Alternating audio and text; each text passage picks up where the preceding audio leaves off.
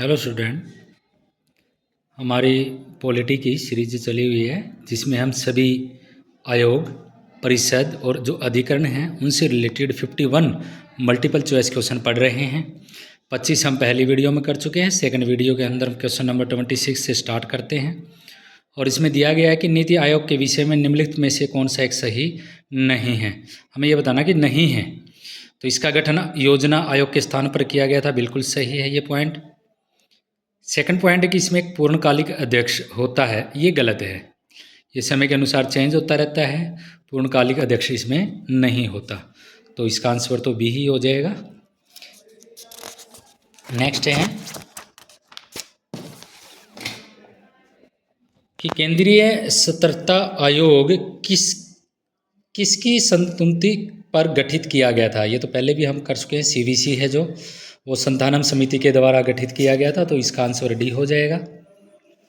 Next है मानव अधिकार के बारे में से कौन सा कथन सही नहीं है। तो ये कहता है कि सिविल और राजनीतिक अधिकारों पर अंतर्राष्ट्रीय परिसंविधा संयुक्त राष्ट्र द्वारा 1948 में स्वीकृत की गई थी, तो इसका आंसर रहेगा सी। काफ़ी इंपॉर्टेंट क्वेश्चन कर रहे हैं स्टूडेंट हम, ये PYQ है, प्रीवियस ईयर क्वेश्चन हैं जो एग्जाम में आए हुए हैं, बार बार पूछे जाते हैं। जितने भी भारतीय संविधान के अंदर संवैधानिक आयोग है, परिषद है, काउंसिल है, अथॉरिटीज़ है, उनसे रिलेटेड काफ़ी इंपॉर्टेंट क्वेश्चन बने हुए हैं, उन्हीं को हम पढ़ रहे हैं। क्वेश्चन नंबर 29 है कि भारत के नियंत्रक कैग है जो को पद से केवल किसके द्वारा हटाया जा सकता है। तो मैंने आपको बताया था कि सारी जो पावर होती है राष्ट्रपति भी होती है, तो भारत की संसद दोनों सदनों को संबोधन के उपरांत ही राष्ट्रपति के द्वारा इसको हटाया जाएगा। नेक्स्ट है क्वेश्चन नंबर 30 राष्ट्रीय मानवाधिकार है, इसके बारे में बताना है कि इसके कौन कौन से कथन 4 दे रखे सही है। एक अध्यक्ष होता है जो भारत के उच्चतम न्यायालय अथवा किसी उच्च न्यायालय का मुख्य न्यायमूर्ति रह चुका हो, नहीं, उच्च न्यायालय का नहीं होगा, उच्चतम न्यायालय का होगा, तो इसका मतलब एक तो ये गलत हो ही गया, तो इसका आंसर आ जाएगा डी, ये ठीक रहेगा इसका आंसर। नेक्स्ट है कि भारत के राष्ट्रीय मानवाधिकार आयोग के पदेन सदस्यों में कौन सम्मिलित है। तो अध्यक्ष होते हैं बच्चों, इसमें राष्ट्रीय अल्पसंख्यक आयोग का अध्यक्ष रहता है, SC/ST आयोग का अध्यक्ष रहता है और वुमेन कमीशन का भी अध्यक्ष रहता है, तो इसका आंसर हो जाएगा ए, ये सही है। नेक्स्ट है क्वेश्चन नंबर 32 कि भारत के नियंत्रण महालेखा परीक्षक संबंध में निम्नलिखित में से कथनों में से कौन सा सही है। यह संसद का एक अधिकारी नहीं है, बिल्कुल नहीं है। राष्ट्रपति के अधीन एक अधिकारी है, बिल्कुल, क्योंकि वही अपॉइंटी होते हैं इनके। वह एक स्वतंत्र संवैधानिक प्राधिकारी, ये बात बिल्कुल सही है क्योंकि संवैधानिक आयोग के बारे में पढ़ रहे हैं, तो इसका आंसर हो जाएगा सी, बिल्कुल सही कह रहा है ये। क्वेश्चन नंबर 34 है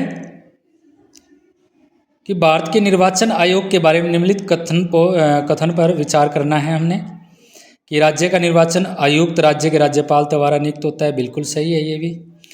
राज्य निर्वाचन आयोग के पंचायतों के निर्वाचन के अधीक्षण, ये सारा काम पंचायतों का कौन देखता है, राज्य निर्वाचन आयोग ही देखता है, ये भी सही है।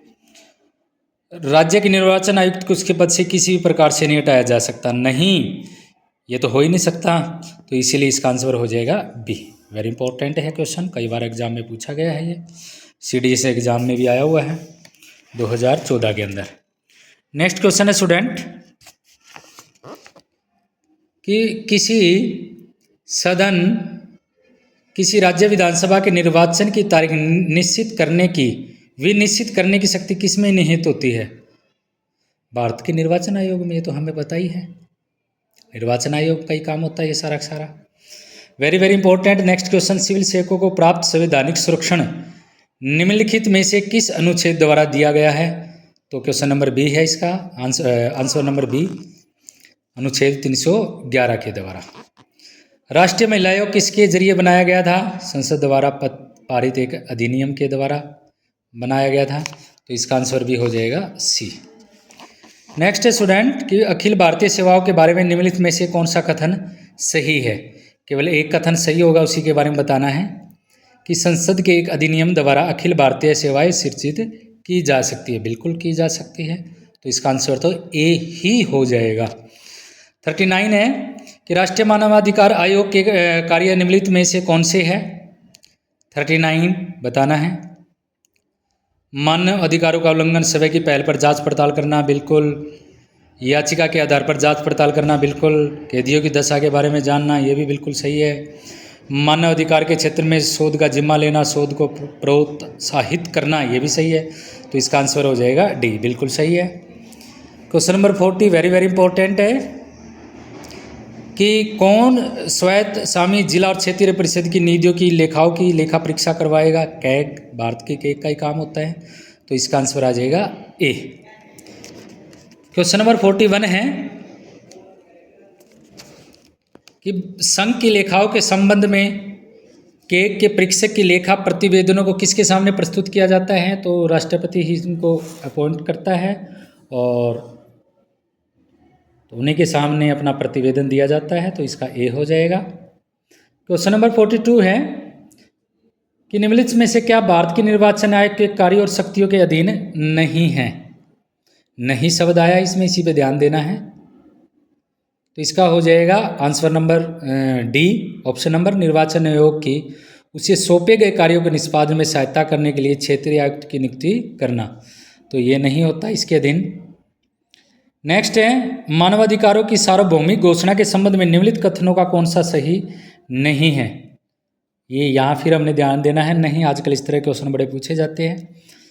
तो संपत्ति का जो अधिकार होता है मानव अधिकार की सार्वभौमिक घोषणा का हिस्सा नहीं होता। नेक्स्ट क्वेश्चन है 44 कि मानवाधिकार परिषद के बारे में निम्नलिखित कथनों पर कौन सा सही नहीं है? इसमें भी फिर आ गया नहीं कि यह संयुक्त राष्ट्र व्यवस्था के भीतर संयुक्त राष्ट्र के सभी सदस्यों से बना एक अंतर्राज्यीय निकाय है। ये तो हो ही नहीं सकता, संयुक्त राष्ट्र और इससे रिलेटेड कोई पॉइंट बनता ही नहीं है इसमें। तो क्वेश्चन नंबर 45 पे चलते हैं स्टूडेंट। 44 का हो जाएगा ए, इसका आंसर ये टिक करेंगे हम। 45 पे चलते हैं कि केंद्रीय कर्ता आयोग की शक्ति निम्नलिखित में से किस एक तक विस्तारित है? सीवीसी के बारे में बताना है हमने। तो भारत के राष्ट्रपति और प्रधानमंत्री के प्रकारों तक नहीं, प्रधानमंत्री आ गया इसमें। केंद्र सरकार के विभिन्न मंत्रालयों के जो केंद्रीय प्रशासन होते हैं उनका इन्वेस्टिगेशन करना, अधीक्षण करना, ये शामिल होती है इसके जो कार्य होते हैं सीवीसी के। तो इसका आंसर हो जाएगा B, very very important question है स्टूडेंट ये। नेक्स्ट है क्वेश्चन नंबर 46 कि निम्नलिखित में से कौन सा कथन सही नहीं है? फिर वही है, हमने बताना है नहीं है। तो ये कहता है जो सीवीसी के दौरान जो कमिश्नर अपॉइंटमेंट दी जाती है राष्ट्रपति के द्वारा, वो केंद्रीय सतर्कता आयुक्त की संततियों पर की जाती है, उनकी सिफारिशों के आधार पर की जाती है। ऐसा नहीं होता है, केवल राष्ट्रपति के द्वारा ही नियुक्त किए जाते हैं। तो इसका आंसर हो जाएगा बी। क्वेश्चन नंबर 47 है कि निम्नलिखित में से कौन सा एक भारत में विकास मामलों के निर्णय लेने वाला उच्चतम जो प्राधिकरण है, अथॉरिटी है, वो कौन सी होगी? तो विकास की बात आती है तो विकास तो किस में है बच्चों? राष्ट्रीय विकास है परिषद में। Very very important question. Question number 48 है कि राष्ट्रीय मानवाधिकार आयोग के अध्यक्ष और सदस्यों की नियुक्ति किसके द्वारा की जाती है? तो बस एक ही आंसर, राष्ट्रपति। देखो और टिक कर दो, राष्ट्रपति के द्वारा। क्वेश्चन नंबर 49 कि भारत में कौन सा संवैधानिक निकाय है? तो बच्चों इसके बारे में बताना है। 4 आयोग दिए गए हैं, तो जो इसका आंसर होगा केवल 2 निर्वाचन आयोग है, इन्फॉर्मेशन कमीशन है, वर्ल्ड बैंक रिजर्व बैंक है और यूजीसी है, वो इसमें शामिल नहीं होंगे। तो इसका आंसर हो जाएगा बी।